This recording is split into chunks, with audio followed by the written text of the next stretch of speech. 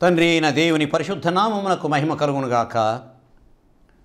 మా ప్రియమైనటువంటి శ్రోతలను జీవవాక్కుల కార్యక్రమములో దేవుని మాటలు వినడానికి ప్రేమపూర్వకంగా ఆహ్వానించుచున్నాను.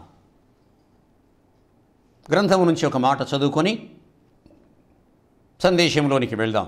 లూకా సువార్త 19వ అధ్యాయము 9వ వచనము. లూకా సువార్త 19వ అధ్యాయము 9వ వచనము. నేడు ఈ ఇంటికి రక్షణ వచ్చి ఉన్నది. నేడు ఈ ఇంటికి రక్షణ వచ్చి ఉన్నది. ప్రార్థన చేద్దాం.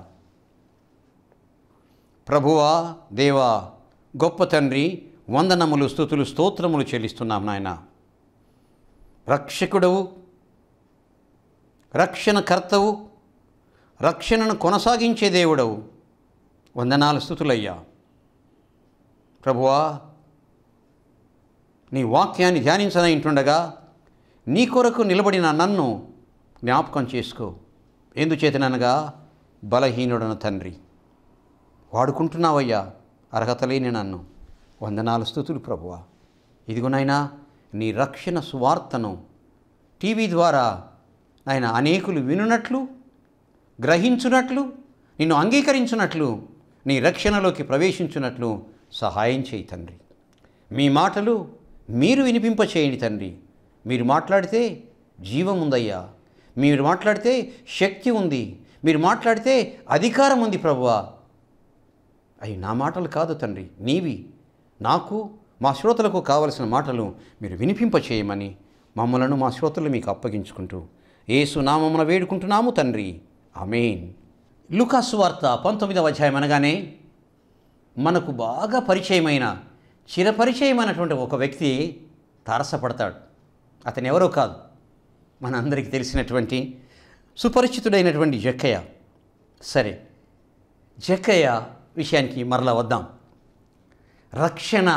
రక్షణ దినము, రక్షకుడు, ఈ మాటల గురించి మొదట మాట్లాడుకొని ఆ తర్వాత వెళ్దాం. నా ప్రియమైనటువంటి వారలారా, రక్షణ ఏంటి? రక్షణ అనగా ఏమిటి? రక్షణ ఇది చాలా ప్రాముఖ్యమైనటువంటి మాట, చాలా ప్రాముఖ్యమైనటువంటి మాట, అవసరమైంది కూడా.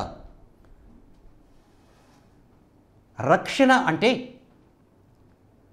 ఒక వ్యక్తి అనుభవించవలసినటువంటిది, లేదా ఒక వ్యక్తి తన చర్యలకు పొందవలసిన శిక్షను మరొకరు పొంది ఆ శిక్ష నుంచి విడుదల చేసినట్లయితే దాన్ని రక్షణ అని అంటారు. రక్షణ అని అంటారు. మరొక విధంగా చెప్పాలంటే, పాపి యొక్క పాప శిక్షను అతని అనుభవించుటకు మారుగా ఆ శిక్షను మరొకరు భరించి ఆ శిక్ష నుండి అతనిని విడుదల చేసినట్లయితే అది రక్షణ అని అంటారు. అది రక్షణ అని అంటారు. అలా రక్షించిన వ్యక్తిని రక్షకుడు అని అంటారు. రక్షణకు బదులుగా ఇంకొక పదం కూడా ఉపయోగించవచ్చు, విమోచన. విమోచన, విమోచన. ఓ బాధ్యత నుంచి, ఒక పని నుంచి విడుదల చేయబడితే అది దాని విమోచన అని అంటారు. నేను ఒక వ్యక్తికి అప్పున్నాను, అప్పు మీద వడ్డీని కట్టాలి. అప్పు మీద వడ్డీని నేను కట్టలేని స్థితిలో నేను ఉన్నాను. నన్ను ప్రేమించే వ్యక్తి, నన్ను ఆదరించే వ్యక్తి ముందుకు వచ్చి నా బదులుగా ఆ అప్పును, దాని మీద వడ్డీని చెల్లించి ఆ బాధ్యత నుంచి నన్ను విడుదల చేసినట్లయితే దాన్ని విమోచించుట అని అంటారు. అలాగే రక్షణ అంటే పాప శిక్ష నుంచి విడుదల చేయబడితే, మరొకరు అనుభవించి దాన్ని విడుదల చేయబడినట్లయితే దాన్ని రక్షణ అంటారు. రక్షణ అని అంటారు. ఈ రక్షణ ప్రతి క్రైస్తవుని జీవితంలో ఉండాలి, ఉంటుంది, ఉండవలే. ఒకవేళ ఆ రక్షణ అనేది లేకపోయినట్లయితే అది జీవితము కాదు, నిజమైన క్రైస్తవ జీవితం ఎంతమాత్రమూ కాదు. నా పాపాలు క్షమించబడ్డాయి, ఐఎమ్ సేవ్డ్, నేను రక్షించబడ్డాను అని ధైర్యంగా చెప్పుకుంటాడు. నేను ఒకప్పుడు పాపిని, పాపం చేశాను, పాపంతో జీవించాను, పాప శిక్షని నేను అనుభవించాలి. ఆ శిక్షను వేరొకరు అనుభవించారు. ఆ శిక్ష నుంచి నేను విడుదల చేయబడ్డాను. ఆ శిక్ష నుంచి నేను తప్పించబడ్డాను. ఆ శిక్షను నేను పొందనవసరం లేదు, ఆ శిక్షను నేను ఎదుర్కొన అవసరం లేదు అని ఎప్పుడైతే ఒక వ్యక్తి ధీమాతో, ధైర్యంగా, నమ్మకంగా తల ఎత్తుకొని ఉంటాడో దాన్ని రక్షణ అంటాడు. రక్షణ. అలా రక్షించబడినటువంటి వ్యక్తి రక్షణ ఆనందాన్ని కలిగి ఉంటాడు. రక్షణ ఆనందముతో కొనసాగుతుంటాడు జీవితంలో. నా ప్రియమైన వారలారా, ఇది చాలా ప్రాముఖ్యము. ఒక వ్యక్తి ఎన్ని సంవత్సరాలు జీవించాడు ప్రాముఖ్యము కాదు, కానీ ఎలాంటి జీవితం జీవించాడు, రక్షణ జీవితం జీవించాడా, రక్షించబడ్డాడా, రక్షణలో కొనసాగుతున్నాడా, రక్షణ ఆనందంలో ఉన్నాడా అనేది చాలా ప్రాముఖ్యమైనటువంటి విషయము. కాబట్టి ఆ రక్షణ దినం అనేది ఉన్నదా? రక్షణ దినం అనేది జీవితంలో ఉన్నదా? రక్షించబడినటువంటి దినం ఒకటి గుర్తుగా జీవితంలో ఉన్నదా? అదే రక్షణ దినము, ద డే ఆఫ్ సాల్వేషన్. రక్షణ దినము అని దాన్ని పిలుస్తారండి. ఆ రక్షణ దినం అని చెప్తూ ఉంటే ఎంత సంతోషంగా ఉంటుందో, రక్షణ దినాన్ని గురించి వింటుంటే ఎంత ఆనందంగా ఉంటుందో. మరి విని చెబుతూ ఆనందపడే వారికంటే దాన్ని పొందినటువంటి వ్యక్తి ఇంకా సంతోషంగా ఉంటాడు కదా, ఇంకా ఆనందంగా ఉంటాడు కదా. అటువంటి రక్షణ దినాన్ని గురించి తెలుసుకుందాం. మరి క్రైస్తవులుగా, అన్యులుగా ఉండవచ్చు, క్రైస్తవులుగా ఉండవచ్చు. ఈ దినము కలిగి ఉండుట చాలా శ్రేయస్కరము. ఈ దినములు కలిగి ఉండుట ఉత్తమోత్తమము, చాలా మంచిది. చూద్దాం కొంతమంది జీవితాలు. ఈ జీవితాలను పరిశీలించిన తర్వాత నా జీవితంలో అటువంటి రక్షణ దినం ఉందా? జీవితంలో జీవిస్తున్నాను, క్రైస్తవుడిగా ఉంటున్నాను, నిజమైన క్రైస్తవుడిగా రక్షణను పొంది రక్షణ ఆనందాన్ని అనుభవిస్తున్నటువంటి క్రైస్తవుడిగా ఉన్నానా? పరీక్షించుకోవాలి. ఎప్పుడో రక్షించబడ్డాను చాలు కదా అని మార్గం తప్పి ఉన్నావేమో ఒకసారి గమనించాలి. లూకా సువార్త ఏంటంటే 19వ అధ్యాయంలో అక్కడ ఒక పన్ను వసూలు చేసే వ్యక్తి ఉన్నాడు. రోమా ప్రభుత్వంలో ఓ అధికారిగా ఉన్నాడు, పన్ను వసూలు చేసే వ్యక్తి. అతని పేరు జక్కయ్య. ఎక్కడున్నాడు? ఎరికో పట్టణంలో ఉన్నాడు. యేసుప్రభుల వారు ఆ దారిన వెళ్తున్నాడు. యేసుప్రభు చుట్టూ తండోపతండాలుగా జనులు అనేక మంది ఉన్నారు. ఎన్నోసార్లు ఆ గ్రామానికి వెళ్ళి ఉండవచ్చు, ఎన్నోసార్లు విని ఉండవచ్చునేమో, కానీ యేసును చూడాలి అని అనిపించి ఉండలేదు పాపం జక్కయ్యకి. ఒకానొక దినాన యేసును చూడాలి, యేసును చూడాలి, యేసును చూడాలి. గొప్ప ఆయన జీవవాక్కులట, గొప్పగా మాట్లాడతాడట, స్వస్థపరుస్తాడట, ఆకలి తీర్చుతాడట, ఇంకా ఇంకా అద్భుతాలు చేస్తాడట. ఆయన ఎవరో నేను చూడాలి, ఆయన ఎవరో నేను చూడాలని ఆశ కలిగింది, కోరిక కలిగింది. వెరీ గుడ్, చాలా మంచిది. అయితే కోరిక కలిగిన తర్వాత మౌనంగా ఉన్నాడా? లేదు, చూడగోరెను. యేసయ్య దారిలో వస్తున్నాడు, ఆ వీధిలో ఆ దారిలో వస్తున్నాడు. యేసయ్యను చూడడానికి దగ్గరికి వెళ్ళలేడు, జనాల్లోకి వెళ్ళలేడు. ఎందుచేతంటే తనకి మంచి పేరు లేదు. ఎందుకనగా లంచగొండి, చాలా అన్యాయపు డబ్బు, అన్యాయపు ఆదాయాన్ని సంపాదించాడు. జనాల్లోకి వెళ్ళలేడేమో, అందువలన దూరం నుండి చూడాలనుకున్నాడు. చూడలేడు దూరం నుండి కూడా. ఆ రోడ్డు ప్రక్కన, ఆ దారి ప్రక్కన చెట్టు ఉంది. ఆ చెట్టు మీదకి ఎక్కి ఆ చెట్టు కొమ్మల్లో నుంచి యేసును చూస్తూ ఉన్నాడు.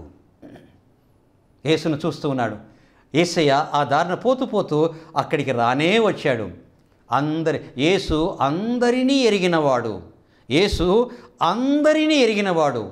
అక్కడ ఉన్నటువంటి వారందరినీ, ఎవరు ఏ హృదయంతో వచ్చారో, యేసును చూడ్డానికి వచ్చిన వారు కొందరు, యేసు యొక్క అందాన్ని చూడడానికి వచ్చిన వారు అందరూ, యేసును దర్శించుకోవడానికి వచ్చినటువంటి వారు, యేసు మరి రోగాలుంటే స్వస్థపరుస్తాడు కాబట్టి స్వస్థపరచబడడానికి వచ్చినటువంటి వాళ్ళు, ఆకలైతే రొట్టెలు, ఆకలైతే చేపలు, ఆకలైతే భోజనం, ఏమీ కొరత ఉండదు అని వచ్చిన వారు లేరా? ఉండవచ్చు.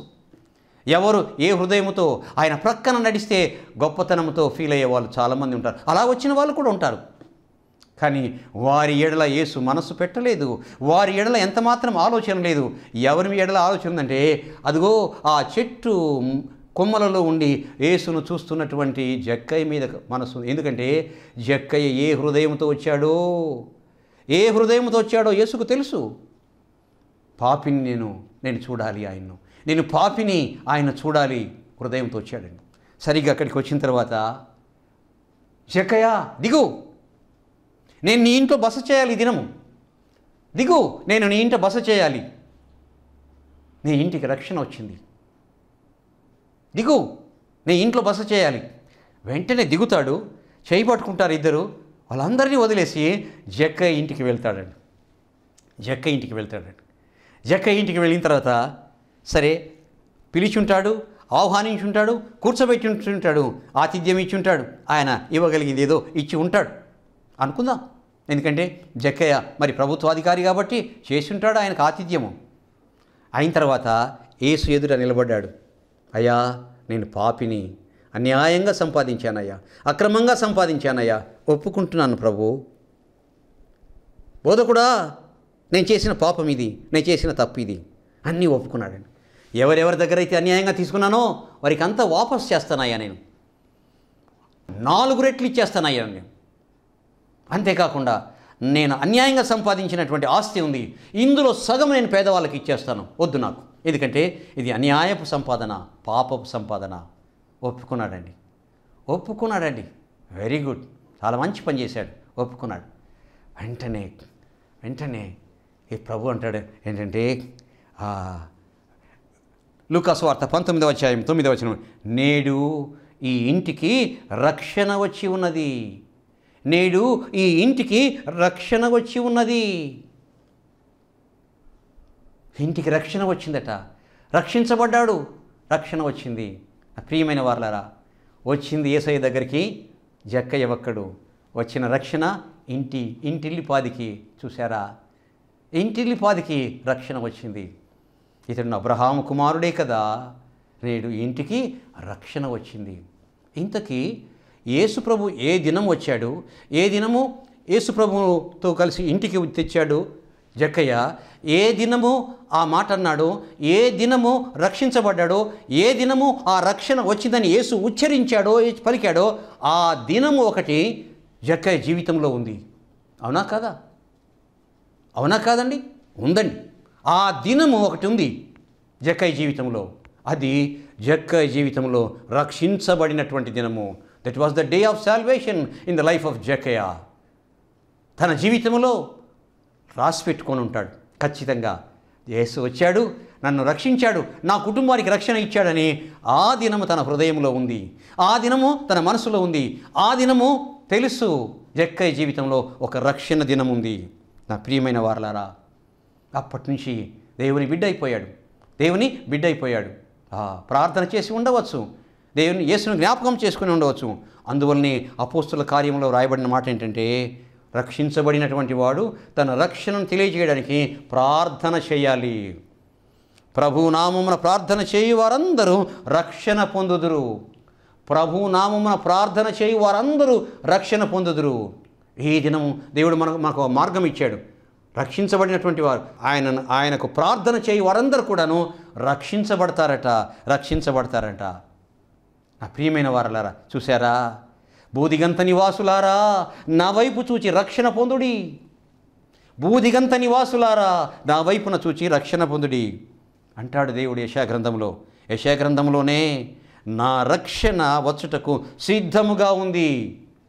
నువ్వు ఎప్పుడు ఒప్పుకుంటే, ఎప్పుడు ప్రార్థన చేస్తే అప్పుడు నా రక్షణ రావడానికి సిద్ధంగా ఉంది. ఓ మానవుడా, దేవుడు చెప్పినటువంటి మాటలండి ఇవి. బూదిగంత నివాసులారా నా వైపు చూచి రక్షణ పొందండి, నా రక్షణ వచ్చుటకు సిద్ధముగా ఉంది. దేవుడు అన్నటువంటి మాటలు. జక్కయ్య జీవితంలో ఒక రక్షణ దినం ఉంది. వాట్ ఏ ప్రెషియస్ డే, ఎంత గొప్ప విలువైనటువంటి దినము. నా ప్రియమైన శ్రోతలారా, నా ప్రియమైన క్రైస్తవులారా, నా ప్రియమైనటువంటి శ్రోతలారా, ఇటువంటి రక్షణ దినము ఒకటి నీ జీవితంలో ఉందా? నామకార్థంగా ఉంటున్నావా? నామకార్థంగా విని ఉంటున్నావా? నామకార్థ జీవితమా? నామకార్థంగా హాజరవుతున్నావా ఆరాధనకు, గుడికి, దేవాలయానికి? Is there any day of salvation in your life? నీ జీవితంలో రక్షణ దినం అనేది ఒకటి ఉందా? జక్కయ్య జీవితంలో ఉంది. సరే, ఇంకొక జీవితము, రక్షణ దినం కలిగినటువంటి జీవితం. దావీదు తప్పు చేశాడండి. దేవుడు పంపించాడు నాతాను ప్రవక్తను, వెళ్ళయ్యా, వెళ్ళి మాట్లాడు, చెప్పు. వెళ్ళి నాతాను చెప్తాడు. చెప్పిన తర్వాత పాపము నువ్వు చేసావు అని చెప్పిన తర్వాత ఒప్పుకుంటాడండి. దావీదు జీవితంలో ఒకానొక దినాన ఇది జరిగింది. ఒక దినము, ఒప్పుకున్న దినము. ఒప్పుకోలు దినం అనేది జక్కయ్య జీవితంలో ఎలా ఉందో దావీదు జీవితంలో కూడా అలాగే ఉంది. పశ్చాత్తాపడుతూ తన పాపాన్ని ఒప్పుకుంటూ ఓ కీర్తన రాస్తాడండి. అది 51వ కీర్తన. అద్భుతమైనటువంటి పాపపు ఒప్పుకోలు, పాప పశ్చాత్తాపం. దేవా, నీ కృప చొప్పున నన్ను కనికరింపుము, నీ వాత్సల్య బాహుల్యము చొప్పున నా అతిక్రమములను తుడిచివేయుము. పాపము చేశానయ్యా, నీ కృపా బాహుల్యం చేత తుడిచివేయి. నా దోషము పోవునట్లు నన్ను బాగుగా కడుగుము, నా పాపము పోవునట్లు నన్ను పవిత్రపరచుము. నా అతిక్రమములు నాకు తెలిసే ఉన్నవి, వేరేవారు చెప్పనక్కర్లేదయ్యా. నాకు తెలుసు నేనేమి చేశానో. నా పాపమెల్లా నా ఎదుటనే ఉన్నది, నాకు తెలుసు, నా ఎదుట ఉంది. ప్రభువా, దేవా, కేవలము నీకే విరోధముగా పాపము చేసి ఉన్నాను. ఓ యెరూషలేము వాసులారా, మీకు చేయలేదు, వారితో చెప్పలేదు నేను మీ ఎడల చేశానని. ఊరియా, నీకు విరోధంగా పాపం చేశానయ్యా, ఊరియాతో అనలేదు. నేను తప్పు చేశానని ఆవిడితో అనలేదు. ఏమంటున్నాడంటే, కేవలము నీకే విరోధముగా పాపం చేసి ఉన్నాను, నీ దృష్టి ఎదుట నేను చెడుతనము చేసి ఉన్నాను. కావున ఆజ్ఞ ఇచ్చినప్పుడు నీవు నీతిమంతుడుగా అగపడదువు, తీర్పు తీర్చున్నప్పుడు నిర్మలుడుగా అగపడదువు. నేను బ్రతుకున్నట్లు హిస్సోపుతో నా పాపము పరిహరింపుము, నా యందు శుద్ధ హృదయము కలుగచేయము, నా అంతరంగములో స్థిరమైన మనసును నూతనముగా పుట్టించుము. నీ సన్నిధిలో నుండి నన్ను త్రోసివేయకుము. ఏడుస్తాడు కన్నీటితో, అయ్యా, నీ సన్నిధిలో నుంచి నన్ను త్రోసివేయకయ్యా. నెట్టేస్తావేమో, నెట్టేయొద్దయ్యా, త్రోసివేయొద్దు ప్రభువా. నీ రక్షణానందమును పోగొట్టుకున్నానయ్యా, నేను నీ రక్షణను పోగొట్టుకున్నాను, రక్షణ ఆనందాన్ని అసలే పోగొట్టుకున్నానయ్యా. నీ రక్షణానందమును నాకు దూరం చేయొద్దయ్యా. కన్నీటితో ఏడుస్తాడండి. పశ్చాత్తాపడితే క్షమిస్తాడు దేవుడు. ఈ దినము ఒక దినము దావీదు జీవితంలో ఉంది. జక్కయ్య జీవితంలో ఒక రక్షణ దినం ఏది విధంగా ఉందో దావీదు జీవితంలో ఒక రక్షణ దినం ఉంది. దావీదు జీవితంలో ఒక రక్షణ దినం ఉంది. నా ప్రియమైన వారారా, ఎంత గొప్ప సంగతి! నీ జీవితంలో అదుదా, ఫలానా దినాన ప్రభు దగ్గర నా తప్పును, నా పాపాన్ని ఒప్పుకున్నాను, నన్ను క్షమించాడు ఆయన, నన్ను తన బిడ్డగా స్వీకరించాడు, ఐఆమ్ సేఫ్, ఐఆమ్ హ్యాపీ అని చెప్పుకోగలిగినటువంటి ఒక దినము ఉందా? జక్కయ్యది పనికి మాలినవాడు, లంచగొండి, జనాల్లోకి వెళ్ళలేడు. అటువంటి జక్కయ్య జీవితంలో రక్షణ దినం ఒకటి ఉంది. ప్రభుత్వం ఉద్యోగి కానీ రాజైనటువంటి దావీదు జీవితంలో ఉంది. నా ప్రియమైన వారలారా, తర్వాత ఒకసారి యెరూషలేములో వెళ్ళి ఆయన వాక్యం చెప్పిన తర్వాత బయట ఉంటాడు. అక్కడ ఉంటే యేసుప్రభు దగ్గరికి శాస్త్రులు, పరిసయ్యులు, యాజకులు వాళ్ళంతా ఒక ఆవిడని తీసుకొని వస్తారు. తీసుకొని రావడం కాదండి, లాక్కుంటూ వస్తారండి. లాక్కుంటూ కాదండి, ఈడ్చుకుంటూ వచ్చి యేసయ్య ముందు పెట్టేస్తారు. బోధకుడా యేసయ్యని అడుగుతారు, చూడు ఏం పని చేసిందో ఈమె, తప్పు చేసింది, పాపం చేసింది, పాపం చేస్తున్నప్పుడు పట్టుబడిందయ్యా, తీసుకొచ్చాం, ఈమెను చంపాలి. ఎందుకని? మన పితరుడైనటువంటి మోషే గారు చెప్పారు ధర్మశాస్త్రంలో, రాళ్లతో కొట్టి చంపాలని. మేమందరము సిద్ధపడ్డాం. అందరూ కూడాను వాళ్ళ చేతుల్లో రాళ్ళు పట్టుకొని ఉన్నారు. పెద్దవాడు మొదలుకొని చిన్నవాడు వరకు వాళ్ళకు తగిన రాళ్ళు పట్టుకునే ఉన్నారు ఆమెను చంపడానికి. మరి నువ్వేం చెప్తావు చెప్పు? మోషే చెప్పాడు మన పితరుడు చంపమని, నువ్వేం చెప్తావు? ఏం మాట్లాడలేదు, తలంచుకొని ఉన్నాడు. బోధకుడా చెప్పు అని మాటికి అడిగారు, విసిగించారు. ఆయన ఏం చెప్పలేదు. ఆ కింద నేల మీద ఏదేదో రాస్తున్నాడు. మరలా అడిగారు, ఏం చెప్తావు బోధకుడా? అప్పుడు తల ఎత్తి అంటాడు, మీలో పాపం చేయనివాడు మొదట రాయి వేయండి, మీలో పాపం చేయనివాడు మొదట రాయి వేయండి అంటాడు. అక్కడ రాయబడినటువంటి మాట ఏంటంటే, ఆయన అంటాడు, తల ఉంచుకుంటాడు, అక్కడ అందరూ చుట్టూ ఉంటారు, మధ్యలో ఆమె ఉంది, ఇటు పక్కన యేసయ్య ఉన్నాడు. వేయండి రాయి. ఒక్కరూ వేయలేదు. చేతిలో ఉన్న రాళ్ళను అట్లే వదిలేసి తలంచుకొని వెళ్ళిపోయారు. యేసు తల ఎత్తి చూసేటప్పటికల్లా ఎవరు లేరు. ఎవరున్నారు? పరమ పాపి, పరమ పవిత్రుడు. You see the combination. పరమ పాపి, పరమ పవిత్రుడు. తల ఎత్తి అంటాడు. అయితే ఆమె అక్కడే ఉంది, వెళ్ళిపోలేదు, వెళ్ళలేదు. విడుదల చేయబడింది కదా వారి నుంచి, మరి వెళ్ళిపోవచ్చు కదా, వెళ్ళలేదు. ఆమె నిలిచి ఉండుట పశ్చాత్తాపానికి గుర్తు. ఆమె నిలిచి ఉండుట పాపపు ఒప్పుకోలుకు గుర్తు. పాపపు ఒప్పుకోలుకు గుర్తు. యేసు అంటాడు, అమ్మా వారేరి, వారు నీకు శిక్ష విధించలేదా? ఈ ఉదంతమంతా ఎక్కడ రాయబడిందంటే యోహాను సువార్త 8వ అధ్యాయం రాయబడిందండి. యోహాను సువార్త 8వ అధ్యాయంలో 1 నుంచి 11 వచనాలలో ఈమె యొక్క ఉదంతమంతా వ్రాయబడింది. ఎంత ప్రేమ కలిగిన యేసు! వారందరూ తిట్టుకుంటూ, దూషిస్తూ, లాక్కుంటూ, ఈడ్చుకుంటూ తీసుకొని వచ్చేశారు ఆమె. ఎవ్వరు కూడా ప్రేమతో మాట్లాడి ఉండరు. కానీ ప్రేమ కలిగిన ప్రభు అంటాడు, అమ్మా వారేరి, వారు నీకు శిక్ష విధించలేదా? అడిగినప్పుడు ఆమె తల ఎత్తి దీనంగా ఏమంటుందంటే, అందుకు ఆమె లేదు ప్రభువా, అందుకు ఆమె లేదు ప్రభువా. అయ్యా నన్ను శిక్షించలేదయ్యా, నువ్వు నన్ను రక్షించావు కదా ప్రభువా, ఇంకా నన్ను ఎక్కడ శిక్షిస్తారయ్యా? శిక్షించలేదు ప్రభువా, వెళ్ళిపోయారయ్యా. కన్నీరు కార్చి ఉంటుంది ఆ ప్రేమ వాక్కులను చూచి, ఆ ప్రేమ వాక్కులను చూచి. అందుకని నేనును నీకు శిక్ష విధించను, నీ వెళ్ళిక పాపం చేయొద్దమ్మా. నేనును నీకు శిక్ష విధించను, వెళ్ళు, ఇక పాపం చేయొద్దు. చూసారా, యేసు ఆమెతో కలిసి ఆ మాట అన్నటువంటి దినము ఒకటి ఉంది ఆమె జీవితంలో.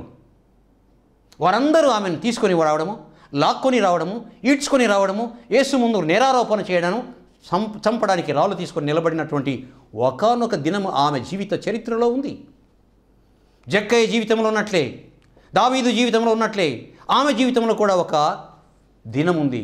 అదే రక్షణ దినము, day of salvation. Day of salvation నీ జీవితంలో ఉందా?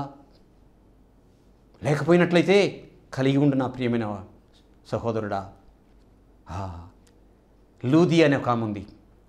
లూది a very very poor woman. నీలి మందు తెచ్చుకొని ఆ పట్టణంలో అమ్ముకునే వ్యక్తి. ఆ పట్టణానికి సమీపంలో ఒక నది ఉంది. ఆ నదీ తీరాన అపోస్తులైనటువంటి వారు వచ్చి, దేవుని బిడ్డలైనటువంటి వారు వచ్చి వాక్యం చెప్తున్నారు. ఆమె వారి దగ్గరికి వెళ్ళి వాక్యము విన్నది, రక్షించబడింది, కుటుంబంతో బాప్తిస్మం తీసుకుంది. కుటుంబంతో బాప్తిస్మం తీసుకుందండి. అతి సాధారణమైనటువంటి వ్యక్తి. అంటుంది అనమాట, రండి నా ఇంటికి, నేను నిజముగా విశ్వాసము కలిగిన దానినని, రక్షించబడిన దానినని, ప్రభు బిడ్డనని మీరు నమ్మినట్లయితే నా ఇంటికి రండి, నా ఆతిథ్యం తీసుకోండి. ఎంత ధైర్యంగా అడుగుతుందో! ఎందుచేతనంటే ఆమె జీవితంలో ఒక రక్షణ దినం ఉంది. అతి సాధారణమైనటువంటి వ్యక్తి. అవునా? అవునండి.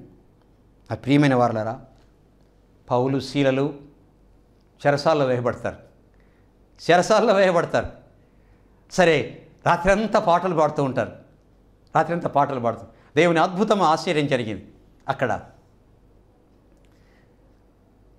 ఆ చెరసాల తలుపులు తీయబడము, తర్వాత ఇంకా చాలా. సరే, అసలు విషయానికి వద్దాం. అక్కడ చెరసాల అధిపతి, అయ్యో వీళ్ళు వెళ్ళిపోయారేమో, నా ఉద్యోగం పోతుంది, నా బ్రతికెందుకు ఇంకా అని తనంతట తాను చంపుకోవడానికి పోతాడు. అప్పుడు వెంటనే, నువ్వు హాని చేసుకోవద్దు, మేము ఇక్కడే ఉన్నాం అంటారు పౌలు శీల. దేవుని వాక్యం బోధించగా విశ్వసిస్తాడు ఆయన. అయ్యా రక్షించబడుటకు నేనేమి చేయాలి? ప్రభునందు విశ్వాసం ఉంచుమని చెప్పిన తర్వాత విశ్వాసం ఉంచి ఆ రాత్రిపూట బాప్తిసం పొందడము, ఇవ్వడము చూడగలం. చెరసాల అధికారి జీవితంలో ఆ దినం ఒకటి ఉంది, ఆ రాత్రిపూట ఒకటి ఉంది, వారితో మాట్లాడిన దినం ఉంది, వారు వాక్యం చెప్పగా విశ్వసించి రక్షించబడినటువంటి దినము చెరసాల అధికారి యొక్క జీవితంలో ఉంది. అటువంటి దినము నీ జీవితంలో ఉందా? We are very soon to our death, we are very near to the end of the days. మనము సమీపంలో ఉన్నాము. మన యొక్క అంతమునకు, లోకాంతము సమీపంగా ఉంది. మన జీవిత అంతం మన సమీపం ఉంది. ఎప్పుడు వచ్చునో తెలియదు, అంతము ఏమైపోతామో తెలియదు, మరణ దినము మనకు తెలియదు, సమీపంలో ఉండవచ్చు. అయితే రక్షణ దినం ఒకటి ఉందా? చూసారా, లూదియా జీవితంలో రక్షణ దినం ఉంది, చెరసాల అధిపతి జీవితంలో ఒక రక్షణ దినం ఉంది. అంతవరకు ఎందుకు? పౌలు, అపోస్తలుడైన పౌలు యోధాన యోధుడండి. యేసు అంటే పడదు, సువార్త అంటే పడదు, సేవ అంటే పడదు, యేసు నామం అంటే పడదు, యేసును ఆరాధిస్తున్న వారంటే పడదు. వెళ్తాడు, వారిని చిత్రహింస చేస్తాడు, తీసుకొని వస్తాడు, చెరసాల్లో వేయిస్తాడండి. ఈ విధంగా హింసించే స్వభావం.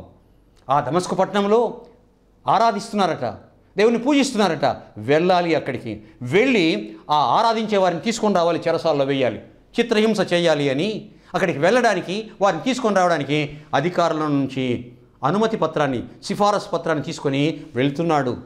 దమస్కు పట్టణానికి వెళ్తున్నాడు. చాలా వీరుడుగా వీరావేశంతో వెళ్తున్నాడు. అయిపోయింది, సమయము అయిపోయింది. ఇంకా చాలు పౌలు, ఇంకా చాలు. ఇంకా పౌలు కాలేదు అప్పటికి, సౌలు మాత్రమే. ఇంకా నిన్ను ఆపేయాలి, ఇంకా కుదరదు. నా బిడ్డలు నువ్వు హింసిస్తున్నావు, చిత్రహింస చేస్తున్నావు, ఇంకా చాలు, నేను ఆపేయాలి. ఆ గుర్రం మీద వెళ్తున్న సమయంలో దేదీప్యమానమైన వెలుగు కనపడుతుంది. ఓ స్వరం వినపడుతుంది, సౌలా సౌలా నన్నేల హింసించుచున్నావు, సౌలా సౌలా నన్నేల హింసించుచున్నావు, ప్రభువా నీవెవడవు, నీవు హింసించుతున్నటువంటి యేసునయ్యా నేను అంటాడు. అంతే, కింద పడతాడు, దృష్టి పోతుంది. ఆ దగ్గరున్న వాళ్ళు లేపుతారు.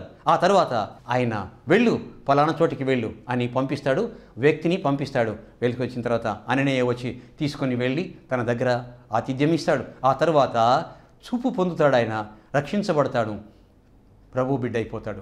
ఆ దినము, దమస్కుకు ప్రయాణమైనటువంటి ఆ దినము రక్షణ దినము. ఆ దినము సౌలు యొక్క లేదా అపోస్తలుడైన పౌలు యొక్క జీవితంలో ఆ దినం అనేది ఒకటి ఉంది. ఆ దినమే రక్షణ దినము.